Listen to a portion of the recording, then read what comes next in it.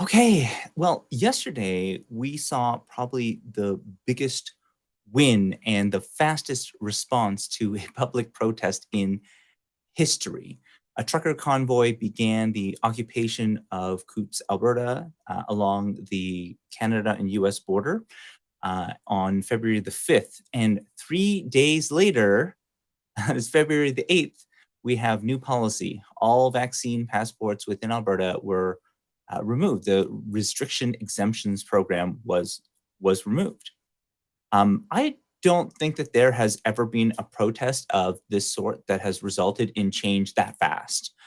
People have been doing these types of protests for years, but they haven't seen this type of result.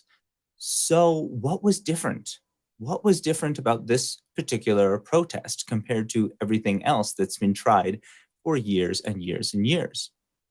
Like, people have been protesting about the environment. They've been protesting about public education. They've been protesting about healthcare for years with very little impact. So, why does this particular protest see immediate, strong reaction from the government that changes policy in only 3 days? Well, that's the topic for today. So we're going to talk a little bit specifically about how business owners or advocates can change policy in a short period of time. And I want to talk about how technology is actually at the heart of all of this. And so, if we can understand the technology change that is happening, I think we can better understand the types of changes. Okay, so we'll talk about three different techniques that were used. And so the first was the unit of protest. So instead of the unit of protest being people holding a sign, for example, these are trucks, and these generally are trucks owned by businesses. Your average truck costing $200,000 or more means that they're likely owned by a corporation. Sometimes, yes, they could be owner operators, but more often they are owned by a large corporation. And they're being driven to the border, not necessarily for the purposes of the business that they were intended for originally, but ultimately for participating in this protest. And because they are businesses, they have power. Um, of course, like businesses, because they can fund things, they can make things go. It's this concentration of power that actually makes it very difficult to fight against. And so I think that it's interesting because it gives businesses a new way in order to look at this protest. And so I thought maybe what I'd do is give a little bit of like thoughts of where where does this discussion, where does this originate from? And I originally saw, and I'll see if I can bring it up, a tweet from Mayan Krietzman. She says, as someone who's been involved in organizing disruptive direct action protests, watching the Freedom Convoy unfold brings up interesting things. I'm not sympathetic to the cause, as I'm disturbed by the movement's extremist elements as anyone. But at the same time, we need to recognize that this movement, maybe I should make it bigger. Whoop. Yep. Has some elements of successful direct action that confronts power where it hurts, is unapologetic, and has physically assembled at the nation's capital with illegal, nonviolent, and very disruptive force for many days now. It's leveraged relatively small numbers of people with effective theater, the trucks, to activate a much larger supporter and donor base that exists in the public. This larger group is now self-organizing in satellite actions across the country. And so, to me, this is the interesting part, is that this changes the game fundamentally for protests now and in the future. And while police officers and organizations have been really effective at handling protests of people, they are not prepared for protests of large semi trucks. And I think that the semi truck in many ways is the modern equivalent of the tank for protests. You can't, pepper spray it. It's really hard to tow. It's really hard to remove. It really fundamentally changes the game. But it is not just that. The most important thing is the supply, and so we'll talk a little bit about that and the power. Um, and part of this information I got from Eric Liu's uh, his TED Talks and some of his books, that you have to think about power is this thing that constantly ebbs and flows. So that's the premise of it. It's never static. It constantly changes, and power generally begets more power. So like those who have a lot of finances, they tend to be able to control it. And you have to keep in mind that policies, so government laws and policies, are essentially power that is frozen. They're frozen in time, and so people through policy are able to freeze that power using things. So for a number of years, like what you could do is basically protest, like social justice, if you didn't agree with the policies. But that's what policies are. They're just a type of power that is frozen over a long period of time. And so the first aspect that I'll cover today is how the internet is being used in modern protest, and how that's fundamentally changing the nature of the game. So I'm going to talk about like crowdfunding. I also want to talk about the public discourse that happens over social media. And finally, then we'll talk a little bit about the implications for the future and what this means for like precedent setting for any future types of protests that might occur. So how do we let's start about like how do we get from where we are today to what we want from the government without having to wait, say, oh, for a new election, running for a political position. These individuals are understanding how power works, and they're understanding how we can concentrate force in a small area that hits them hard, right? And it forces them to react. Uh, I'm sure most politicians are used to like a protest a week, and they're very used to tuning all of those things out because they can, right? Like it doesn't really, if they ignore it, like things move on the way that they have before, but not with this. This is fundamentally like it's a type of force that affects your own supply lines, like the supply lines of the province. So you don't have a choice. You have to do something about it. And so I'm going to get started. If you guys have any questions, we're live. Feel free to ask them anytime. I'm happy to answer them. Just a little bit of background about myself. I'm Dr. Ed. I'm just a geek dad who's obsessed about the future. And this, I feel, is very important because it changes the future both for the government, but also for businesses as well. And it shows how a lot of companies feel like, oh, we aren't involved with politics, but this is companies directly involved with politics. And I think that you're going to see this as a trend, is that you can't be neutral. There's no such thing as a company that is neutral. You'll find that business has changed in the same way. And so this is a very important shift. Okay. Now we've created so the first one we'll talk about is maybe just the supply line. So we've created these really effective ways to manage crowds. Even like police, they have water cannons, we have pepper spray, we have tasers. There are many different types of techniques that have been practiced and rehearsed in order to manage like crowds of people or preventing things like riots. These public safety techniques are generally effective because you can like handcuff people, you can move them individually. However, like I mentioned, the truck is kind of like the tank of protests because they're able to circumvent most of these public control measures. So, for example, you're trained to remove like one person, But as an individual police officer, you can't just remove a semi truck. And not just any tow truck can go and tow a semi truck. You need to have a very specific type of tow truck in order to remove it.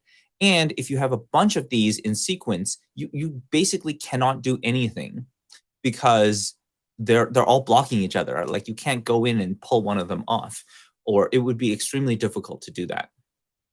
Um, so what are the options? Like you could, unplug, or you could somebody could like take the keys. You could try to take the keys from somebody, but maybe they like pass it to their buddy, and then you've got a problem again. So that might not be the solution that's going to work either. It's really quite impractical to move these big vehicles, and yeah, like there's very little you can do again about it. You can't pepper spray it. You cannot tase it. Most of the existing techniques don't work. So you need new tactics in order to manage trucks. And I want to like emphasize again that these trucks they're owned by corporations, right? Like it takes $250,000 roughly to own a truck. So there's a large amount of capital that is moved in order to participate in this protest. Um, and so you can't just like fly in helicopters, move a large amount of trucks. And so essentially the methods are interesting. They have to be different in order to deal with semi trucks, which is very interesting. Um, so what we have seen that has worked is individuals who stand up to a truck protest. I'm thinking about the bikers in Vancouver. I mean, that was very interesting. Like generally, like these are not people who are wanting to cause harm, right? Like, so if you stand directly in front of them and block their path and you stay there, they're not wanting to run you over because this is going to create exactly the wrong type of like the sentiment, public sentiment.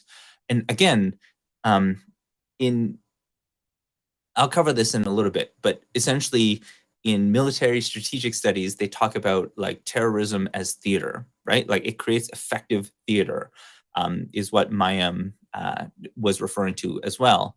It's like you want a show, and you want it to, ideally, you want the other side, like you want the government to show that they're heavy handed so that more and more people agree with you. And to a certain extent, that has worked. That theater has worked here in Canada. And so there have been some physical injuries, but generally, like they've been very careful. Like they've been trying to be quite careful. There've been some car accidents as well. So, like I can't say that it's been flawless, but I mean, generally speaking, we haven't seen the type of outrage of like, wow, you purposely tried to run somebody over, or you purposely tried to cause harm. Um, so another way that people have been, in addition to just like standing in front of the vehicles, has been to write down all of the numbers. So each truck, if they travel into the United States, is required to have a Department of Transportation or DOT number that provides identification that tells you which corporation is running it. Sometimes it even tells you what insurance companies that they work with. So this becomes interesting because the method of counter protest is data, right? And data, making that public, the use of information becomes one of the main ways that people can fight back. So, for example, if you know the corporation, you can reach out to the corporation on social media. And I want to show you something that was very interesting when I first saw it. There is a website. What is it called? Convoy something. Um, convoytraders.ca. And if you look at the website, and I'll bring it up here. So this is the site. It's super basic, but look, it's just pictures. It's like, okay, so here's the picture of the truck. Here's the company name, Fraction Energy Services, and here's their phone number. You don't like it, give them a call, right? Here's another one, NSE Contracting. You don't like them, you give them a phone call here. Send a car. Okay, send a car here. Here's another send a car. Oh, look, send a car is back here. Look, there are three photos of them in this protest. Here's their phone number. You don't like them? Like, give them a call. Or maybe here's the dot number, US dot number. So it allows you to get a ton of information. Every one of these trucks has a US dot number, and you can pull it just from that dot number. And so people are walking around on the streets, and they're just taking photos of these. It's like, hey, this is not right. How come you guys are out here? And then you can see, like, where do these different trucks come from? And what's interesting is that this data. So it, to me, as a computer scientist, this is fascinating because like data visualization is being used as the method of exposing this. And over time, what you're going to find is that, oh, like all the companies are, it's kind of located or concentrated in this area. Are there any US companies that are participating? So you'll get a very strong sense of the network, right? Like it will tell you who these people are, what do they stand for? And like I said, like it's becoming the case that there's no such thing as neutral anymore. You have to take a stand. And so you will find out very quickly, which trucking companies fit with your values or your company's values and which ones do not. So you can ask questions like, maybe to the insurance companies or maybe to other companies they work with, are you okay, with the vehicle being used for this non-company purpose to participate in these protests? Is this something that you feel okay maintaining the liability for insurance purposes? Go talk to their insurance company. Um, that is a way that, and another example is you've got a loan, right? You can ask, is that a way that that you want your loan funds to be used? I mean, are you putting it at more risk? Like, what is the liability if the truck does hit somebody and somebody does get run over and get killed? Is that something you want to be liable for? These are the kinds of hard questions that banks, insurance agencies, accountants, they all have to ask, which is changing the nature of the reaction to this. I find that just absolutely fascinating. Um, they travel internationally doesn't mean that they are US based. Exactly. But if they travel internationally between the border and they have a dot number, you can find out where they are based. And I think that that's a great question. Who was this? Mama 19? Yes. Thank you for the comment. And of course, if you guys have any questions, feel free to post them. Let me know what you're wondering. You know, I'm here. We'll respond live. Okay, cool. Great question. So let's keep going. So really, it's a very strong way of responding that has introduces long-term consequences, and that's the key. Is you want something that is like they're going to be paying for that for a long time. Um, Now, the challenge is that you can do this, but it doesn't guarantee that it's going to result in immediate change. They might not just pull the trucks out. Like they might be calling, and I've read news articles where the owners are very upset. Like somebody just took their company vehicle and then they participated in the protest. They were not allowed. Like this person is definitely going to be fired. Like when they come back, that's not going to stop the protest that's happening right now. They're still there. And so, what is another method? Uh, I think that okay, so the insurance is one method, and it could cause more immediate things like you'd be laid off or you'd be fired, and essentially somebody could try to pursue damages. The other technique that we've seen used by the police, at least in Ottawa, has been to impact the supply lines, right? So the supply of food, the supply of fuel, and this is common. Like essentially any type of uh, like any type of offensive effort, of course, needs supplies in order to maintain the fight.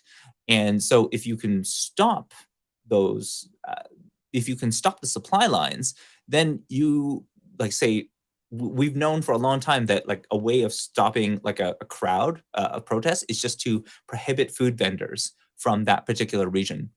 You got all the police officers to just enforce the food vendors. Eventually, people get hungry. They're looking for food to eat. They can't find it, and they just leave. And so I think this is what's interesting about that is that this particular technique of blocking the supply lines has been largely ineffective. Um, People in this protest have been extremely affected at maintaining a supply of goods. They've been able to drive through police borders, and then this becomes a like a game of, well, what are you willing to risk? I'm willing to risk everything in order to resupply. Mama 19 is asking, am I in Canada or in the United States? I am in Canada. In fact, I'm in Alberta. So I get to see a lot of this stuff firsthand. It's very interesting. I'm speaking to you as an Albertan, a Canadian, somebody uh, who is like directly impacted by the policies. And so I think that this is something that I'm speaking to because it's a passion of mine, but I'm also passionate about technology, and I can see how this is changing the game.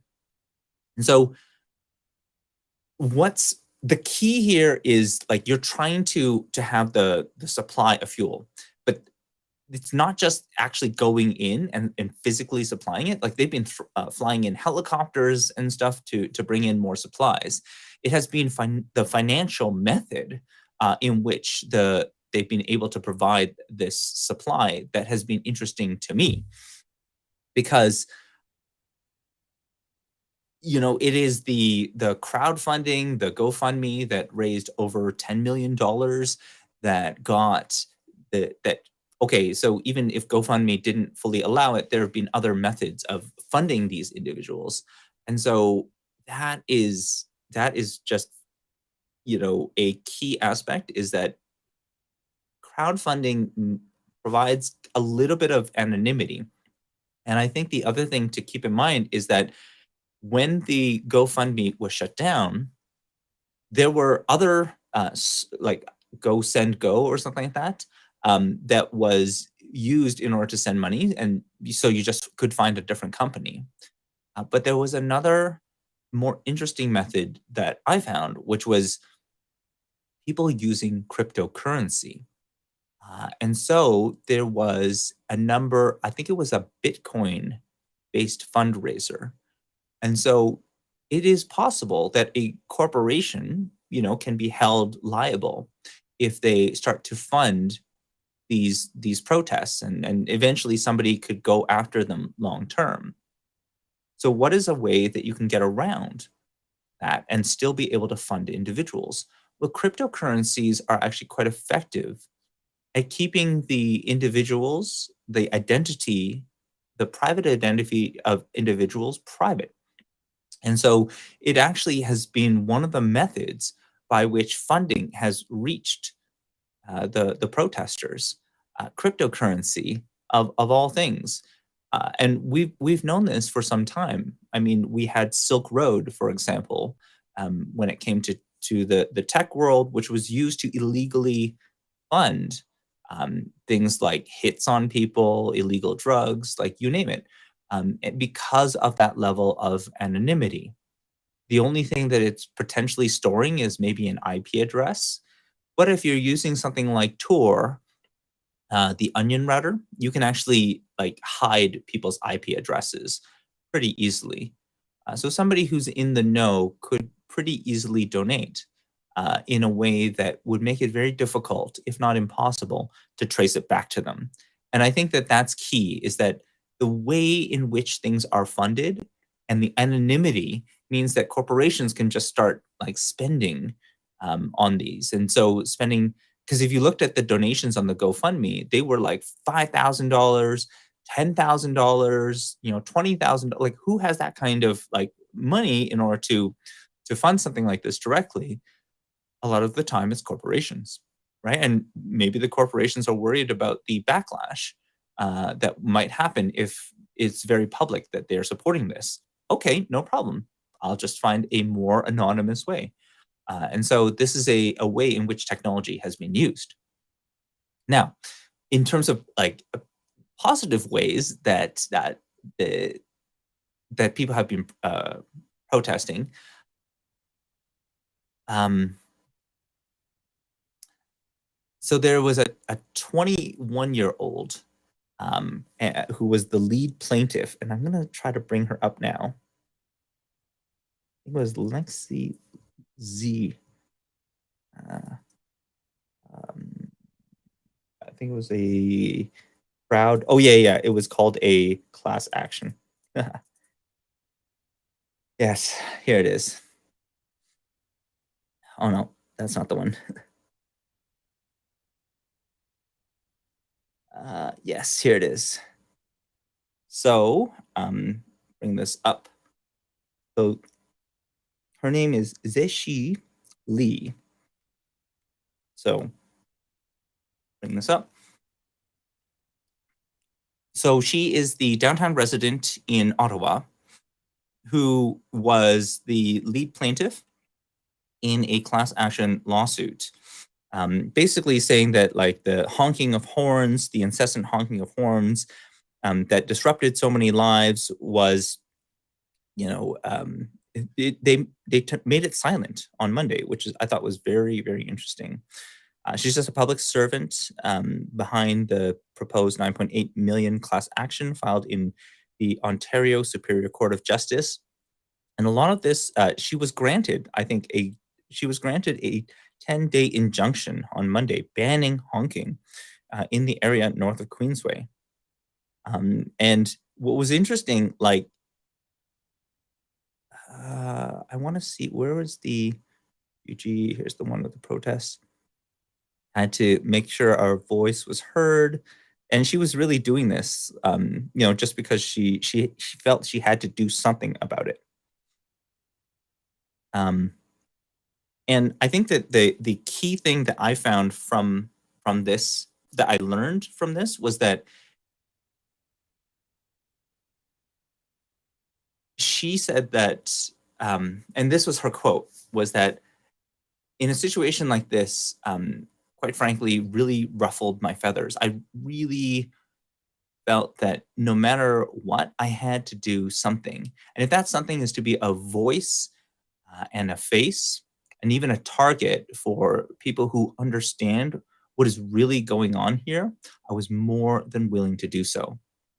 And so, of course, it turns out the Ontario Superior Court judge granted this 10-day injunction on Monday, ordering an end to the incessant honking by the truckers that were parked on downtown streets. Doesn't mean it's completely ended, but like legally, it's like there is an injunction which causes immediate, like cause and effect. So it's like it caused it to stop immediately because of uh, these ways. And one of the reasons why it's been so effective, even at the top policy levels, is because like we're used to being able to just ignore them, like close your door and you don't have to listen to them.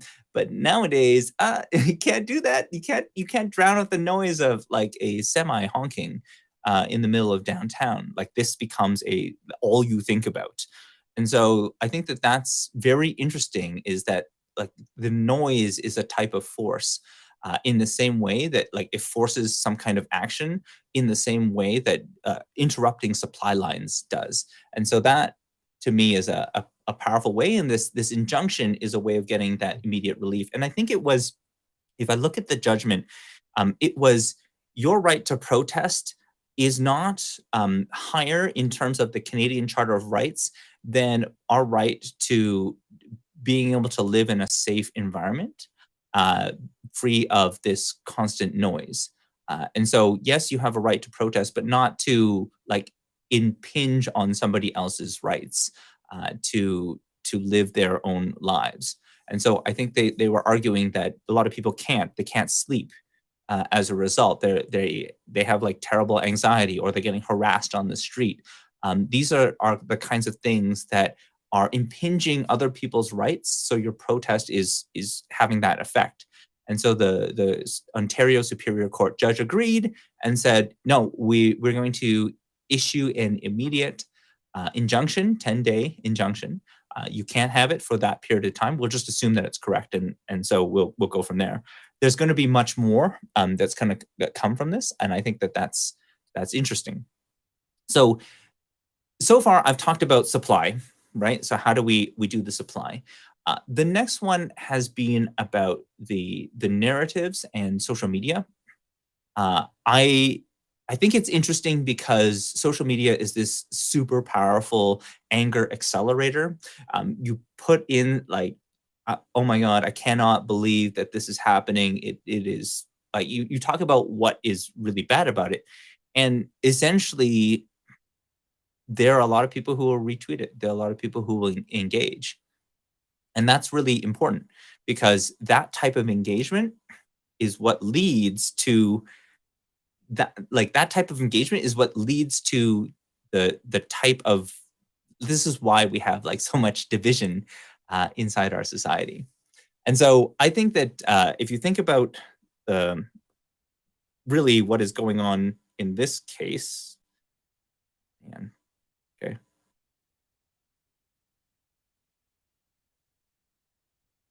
really what I would consider to be the most important part is let's do that. The ability for a group in to have that type of impact, be able to create a movement, and you can see that there are both perspectives, is leading to this hyper partisanship inside our society. And hyperpartisanship is just a I would see as more of a consequence of the way that we've set up the algorithms. And it's one of the reasons why I argue that one of the things that all corporations need to see is that it's becoming harder and harder to have a neutral political stance. People are seeing through the actions of corporations very clearly who they are, and how you do anything is how you do everything, right? How you do one thing is how you do everything. And so they'll see from these actions, oh, look, that corporation is participating in this protest. Hmm, how do I feel about this corporation? How do I feel about working with this corporation? Oh, look, one of my favorite retailers, like maybe Walmart, employs these individuals to do transport. How do I feel about that? Very interesting, right? And so it does put a very strong bend on it, and it does really color how consumers feel about it. And I feel that increasingly, this type of awareness of it, potentially even through things like a certification, we'll be able to give consumers the knowledge they need in order to make more informed choices. We want to work with companies, or maybe we want to buy from companies that are not actively hurting our democracy, potentially. And I think that that's something that is really, really key here. And it's one of the reasons why I wanted to highlight something else, which I found to be just really quite fascinating. I don't know if I can find it though in this time. I will pull it up in a second because this one was really interesting. There is a group, and this is like, of course, this is not the first protest. Um, what's it called? Companies that participated in the January 6th um, seditionists. Yeah, there it is. Citizens for Ethics. I love this one. Okay, so this one is a something that I think should be very interesting. One way to keep companies accountable has been to publish that information publicly. And so, CREW, so Citizens for Responsible Ethics, what they've done is they've written articles and they talked about the companies that were directly involved, and they did the numbers. So they said that since the insurrection, 717 corporations and industry groups have donated over 18 million to 143 of the 147 members of Congress who objected to the results of the 2020 presidential election. So that's interesting. They're keeping tabs, right? They're keeping them accountable. Um, Companies that pledged to stop have actually contributed a total of 4.7 million to the insurrectionist political groups. So like they're saying, oh, look, who's the biggest offenders? Boeing, Koch Industries, American Crystal Sugar, General Dynamics, Valero Energy, calls them out by name. I love it. Some companies even resumed giving their money immediately. Toyota, which called the January 6th attack horrific and promised to reevaluate its giving criteria, just poured $9,000 into the pockets of 9 Sedition Caucus members within a month of the riot. Cigna and AT&T also resumed giving to seditionists within 2 months. Right. And so, actions, they don't fit the words. Like something is wrong here. Home Depot, JP Morgan, Delta Airlines, and many others issued statements speaking out against the new voting laws in Georgia as racist, while hundreds of other companies, including American Airlines, Ford, General Motors, Johnson & Johnson, signed this article condemning it, but have their actions actually followed it. And so what I found interesting about this is they visualize it. So they give you some images, like corporations. This is how many corporations. Here's the names of the corporations that have given. This is the amount that they've given. Here's the members of the Sedition Caucus. I love how they've come up with new copy and new terms, calling it the Sedition Caucus. And let's keep going. This is the top corporate donors. And there was a story here. I love this one. So they put a timeline together, and I think this is brilliant. So January 10th, you call it horrific. Toyota calls the attack horrific. And then February, a month later, they start giving back to seditionists again. And then within a month, like by March, they've already poured $9,000 into 9 members. And then July, they're like, after immense public pressure, pushback from crew at Toyota stops giving to seditionists. By then, they had already given $89,500 to 51 members of Congress. And so that is a good news story. Is that not a good news story? It can cause change. That is what happened here. Change happened because of their efforts to make the data public, make the data visible. And increasingly, people are going to be looking at major events like protests like this, and they're going to want to know, who are the companies that were participating? Who continues to participate today? What are they doing about it? And this is the long-term accountability that should make companies a lot more accountable for the types of actions that happen. And so this is where it all boils down to. And I'm going to have to make today a little bit shorter just because I am short on time, running a little bit late today. Essentially, companies are entering into this world where it's not possible to be neutral. You must be very clear on what your morals, values, and principles are as a corporation. And people will increasingly be looking to your morals, values, and principles in order to determine if you're the right company to work with. And so we want things where we understand the internals of how things work in that corporation. I remember when I started off, like my first job was just building computers from small parts. And, we would just slap things together, and it didn't have to look pretty. It just had to work, right? Who cares like what was on the inside? As long as like the outside case looked good, it was good to go. And just recently, I had to replace some batteries on MacBook Pro that had expanded. And when I opened it up, I'm like, oh man, somebody's actually spent some time on the internals here in order to make sure that things were placed carefully. They're fairly easy to replace something like a battery, and that it looks like it's all put together. And I think that increasingly we want to know what's on the inside. That's one of the reasons why we have ESRB ratings, the safety board ratings for games. We want to know, is this something that is appropriate for my children? Is this something that seems reasonable that I can expose them to?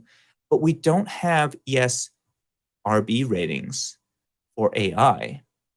We don't have ESRB ratings for like, you know how they always say like, oh, online interactions are not rated. Like, all of our interactions are online these days. They better start getting a rating. And so that's something I plan on doing now and in the future. Is we're going to start taking a look at some of these algorithms. There are tests that we can perform, and we can give them a rating.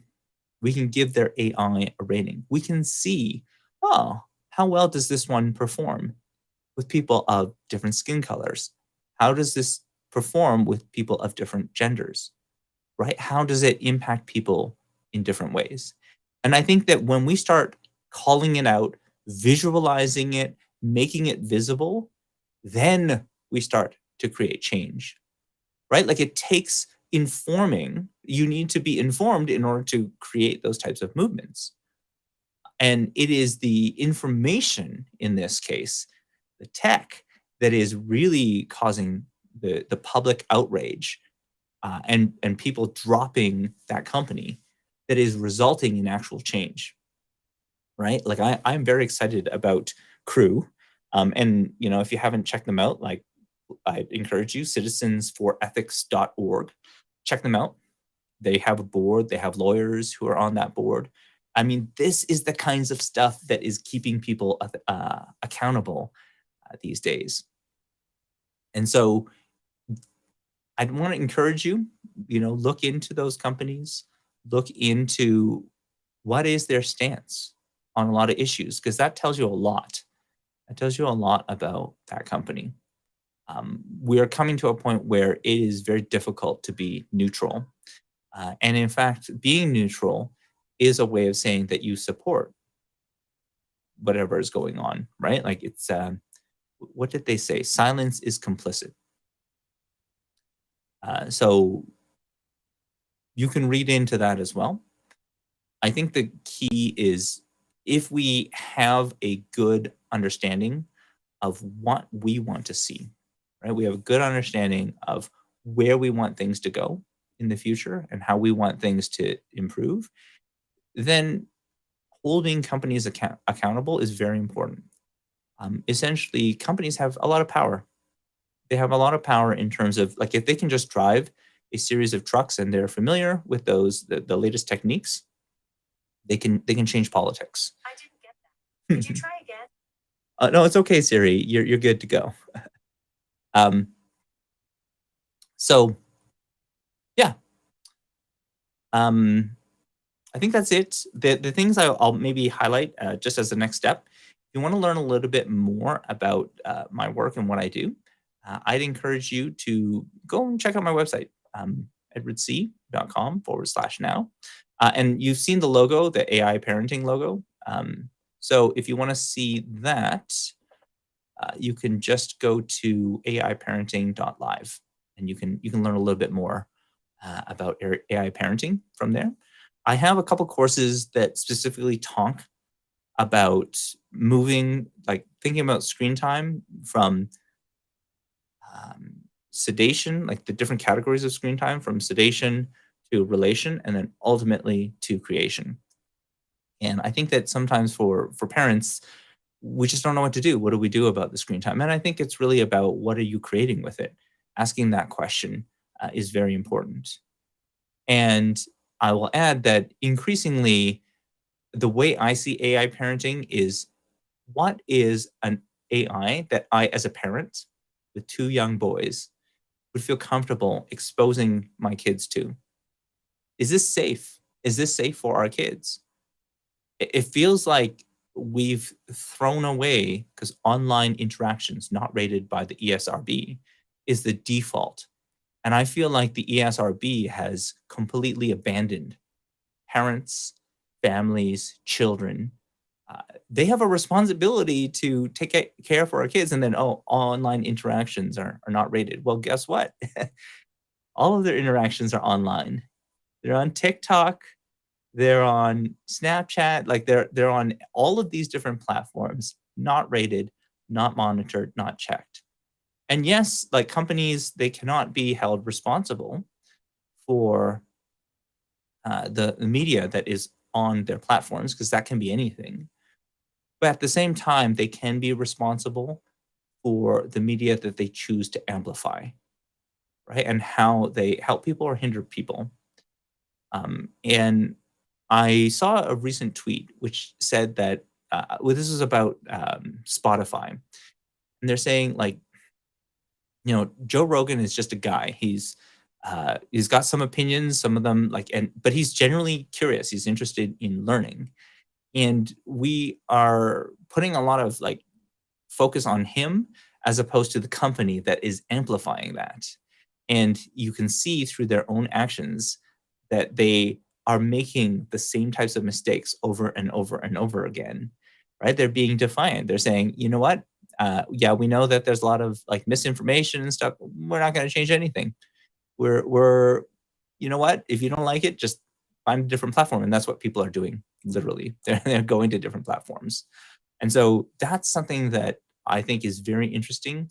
Um, Somebody was lamenting, like, "Oh, how could they be doing this?" I'm like, "Don't worry, they paid for it in terms of their valuation. $2.1 billion of market capitalization just gone over a weekend. That's that's what's happening. In fact, the biggest liability for corporations these days is a lack of inclusive decision making. It's more liable than a data breach. It's more liable than like moving in the wrong direction or some kind of hack or something. Like it is because it reveals who you are long term, and it affects whether or not companies are and consumers are willing to work with you long term. And so, yeah, I would encourage, like, this is a good time. This is a good time to learn about this stuff. No matter where we go, we are going to have to think about ways that we keep our children safe. And if it's not the tech companies, the big tech companies that are doing it, and if it's not ratings like from the government, like the ESRB, and they're not doing it, then we have to take up the reins. We have to take up the responsibility. And so that's the way I see AI parenting. What is an AI that you would be comfortable exposing your children to, knowing that other people are going to be involved? We don't live in a solo world anymore. We live in a hyper connected world. And we need to care about this as much as we care about, well, what kind of dangerous toys do I expose my kids to? Or do I allow them to cross the street, without looking both ways? That's it. Just being aware, just having that knowledge.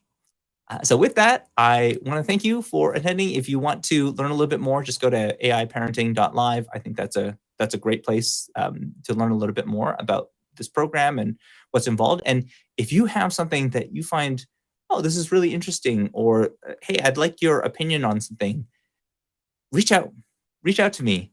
You can find me on Twitter. You can find me at aiparenting.live, and let me know how we can help. We are here to help. We are here to make it easier for businesses and for parents as well, and for families to make it in this world of artificial intelligence. Thank you. Have a great rest of your day.